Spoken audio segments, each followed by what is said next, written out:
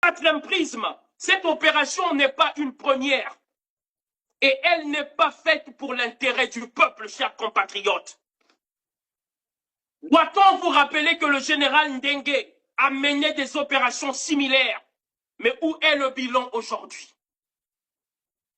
Cette action aura un impact temporaire, comme celle de Ndengue, car aucune stratégie à long terme n'a été mise en place pour maintenir le même niveau d'ordre et décentraliser ces actions dans les villes, les arrondissements avec des équipes permanentes. Voilà comment est-ce que l'on gère le problème d'insécurité. Il ne s'agit pas juste de faire une action temporaire. Mais le général Ndengue, il a eu à le faire à plusieurs reprises. Pourquoi est-ce que les Congolais sont amnésiques? Pourquoi est-ce que vous agissez comme si cette opération du général Oboa est une action innovante et elle est nouvelle en République du Congo? Mais plusieurs actions similaires ont été faites. Les Koulouna et les bébés noirs ont été assassinés à bout portant en public sans jugement. Mais est-ce que cela a mis fin à ce problème? La réponse est non. Alors, chers compatriotes, pona nini bozo kanisa que bato bazo loba parce que balingi bien être na binoté. Chers compatriotes, pona nini bozo loba, lokola, biso, ça nous fait plaisir que nous, en fait, nous sommes des investisseurs dans les entreprises de Koulouna. Non!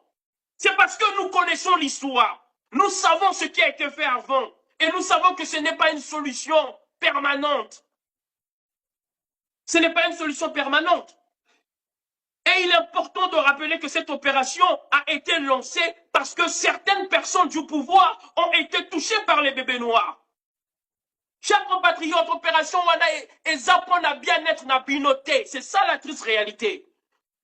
J'aurais aimé, j'allais être content si c'était une initiative qui a été lancée. Parce que le peuple a pleuré et les gouvernants ont décidé de sortir pour répondre aux cris du peuple.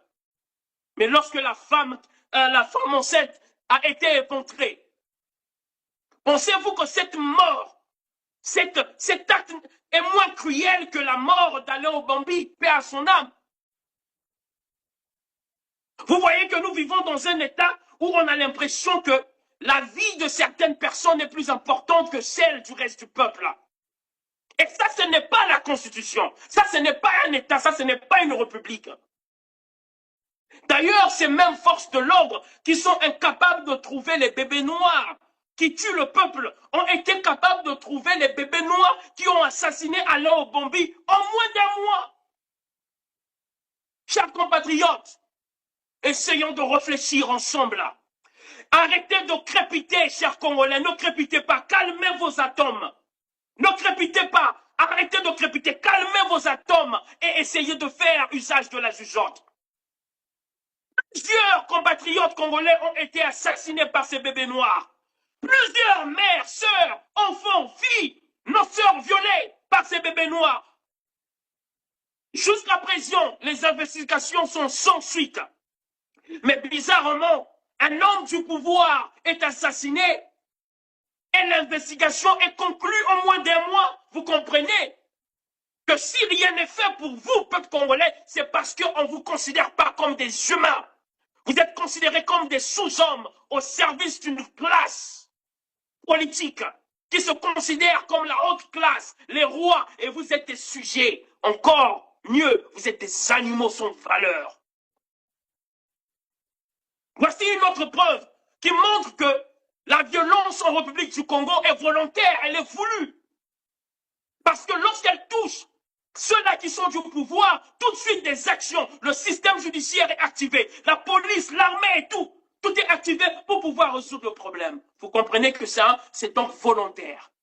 Parce que nous savons tous même que ce phénomène de bébé noir, c'est un phénomène qui est né suite au retour du régime actuel de M. Denis Sassou Nguesso. Cela fait 25 ans que ce problème existe. Il s'agit donc là, et la majorité de ces bébés noirs sont des jeunes de moins de 25 ans. Rares sont ceux qui ont plus de 30 ans. Donc vous savez, donc, oui, il s'agit donc là d'un fruit. Voici l'un des bilans du régime du PCT. Les bébés noirs. Les bébés noirs qui ont été accouchés par les papas noirs et les mamans noires, les mémés noirs et les pépés noirs du régime. Ce sont eux les vrais criminels de notre nation. Cette opération, je vous rappelle, est aussi une manière de traumatiser le peuple pour éviter un soulèvement pendant la période des élections qui approchent. Ce n'est pas anodin. Pourquoi n'ont-ils pas agi l'année passée? Pourquoi n'ont-ils pas agi l'année d'avant? Pourquoi déclenchent-ils une telle action à quelques mois des élections et ils commencent à faire l'usage de la force devant la population? C'est une manière de les traumatiser et de réveiller le trauma de la guerre. Voilà pourquoi le président ne cesse de dire à chaque fois: attention, ne jouez pas avec la paix, la paix chèrement acquise. À chaque fois, le peuple congolais est menacé avec ce terme de la paix. Mais nous oublions que la paix n'est pas seulement l'absence de la guerre, mais la paix, c'est également l'absence de la faim, l'absence de l'injustice, l'absence du chômage. C'est ça la paix. Mais les Congolais ne sont pas en paix. De quelle paix parlons-nous?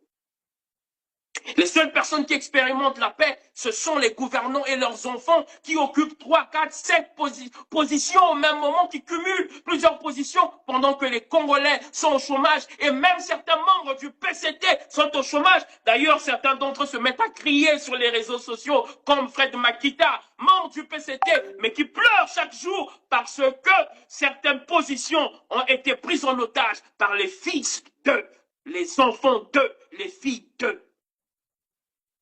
Voilà la triste réalité.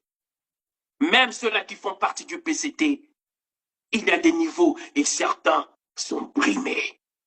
Certains ne sont pas pris en compte. Voilà la triste réalité. Voici la vraie raison de ces actions. Cette action ce n'est pas un acte anodin, chers compatriotes.